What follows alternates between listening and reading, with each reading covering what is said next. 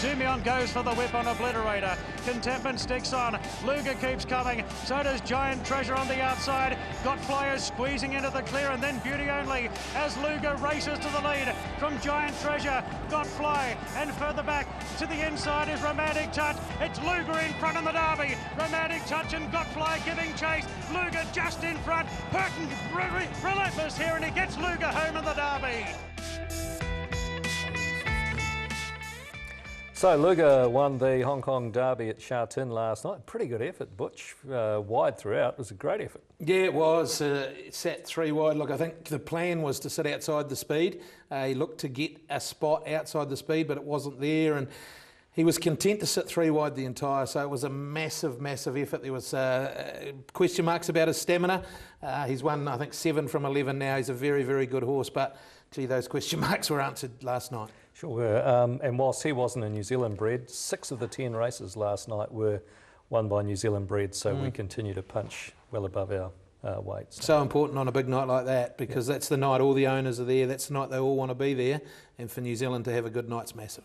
Fantastic. All right, what have we learnt this week, Butch? Well, it comes out of that, really. I've learnt that jockeys don't always get it right, because Douglas White had been riding the winner Luger and rides a lot for John Size, but elected to ride Giant Treasure. When he couldn't take the ride, John Size went to Zac Purton, leading rider in Hong Kong. Remarkably, that was his first ride for John Size this season. Not first ride on the horse, not first ride at the race meeting, first ride for the season for John Size, and Zac Purton gets the job done. And look, Douglas White, he'd be dirty, because they're the races you want to be winning, those Hong Kong derbies, those big ones. It's not always easy, but those ones really hurt. I believe, just on Hong Kong too, the qualifying criteria has changed. I read something over the last day or so. Yeah, reading reports, looks like they're going to change it to a 70 domestic rating rather than the $8,000 qualifying. So I think there's a fair bit of water to go under the bridge. Still discussions taking place, but the reports that are being read is, yeah, that'll be quite a significant change, Paul. Yeah, it will be for sure. It'll certainly save a few trainers and owners money having to put $1,000 up, won't it? They might run for the races that are worth some money. Well.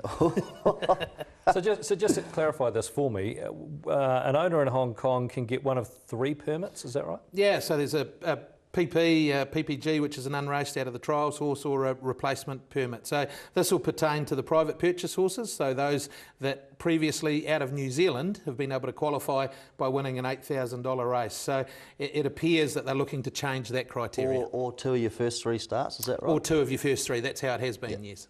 And look, this, if you win 2 of your first 3, you win your maiden, go to 63 or 64 if you win a good maiden or do it impressively, and then win a Saturday rating 65 race, or say a 3-year-old race, you're probably likely to get to 70. So that 2 out of 3 probably sticks. It appears that they may well be looking to knock the 8,000 criteria on the head. Okay, and the PP is obviously the most common. Look, I think that I wouldn't know the percentages, certainly more common than replacements, but there's a lot of horses go up unraced as well, aren't there? Yeah, there are. Yeah. Yeah, I don't have a lot to do with only selling them myself, so haven't sent any unraced ones up there, that's for sure. Okay, what have you learnt this week, Twig? What have I learnt? I've learnt that behind every good man there's a good woman, and I think that was evident on Saturday at Trentham with John O'Benner and Vespa. Jono's had a bit of a run of outs lately with the training caper, and Holly's been away in Melbourne. Vespa come home without her, and she spent a couple of months over there. And it was only on her return that Vespa got up and turned his form around after getting beaten in a 3-horse race at Otaki, and he's come out and won the Guineas. So, and you can see that they were pretty happy there in the celebration. Jono, he went in for another kiss, but Holly wouldn't have a bar of it. So. It was on her advice that they put the blinkers on, wasn't it? It was indeed, yeah. She'd been riding in back work, and said put the blinkers on and perhaps take a sit on and ride them quieter, and they got the bickies. So well done, team. Yeah, hats off to her. She's got it bang on for Saturday for sure. Yeah. All right. If you'd like to get in contact with us, you can via social media, of course, on facebook.com/weighinshow, at weighinshow on Twitter, and weighin at nzracingboard.co.nz. That pretty much wraps us up. Butch, we'll catch you next week. Yeah, look forward to it. Twiggy, we'll give you a chance to get your pen. Yep, thanks mate. Cheers. We'll see you next week. See you next week. Thanks to Hayden Tinsley and Michael Walker as well. We'll see you next week. Bye for now.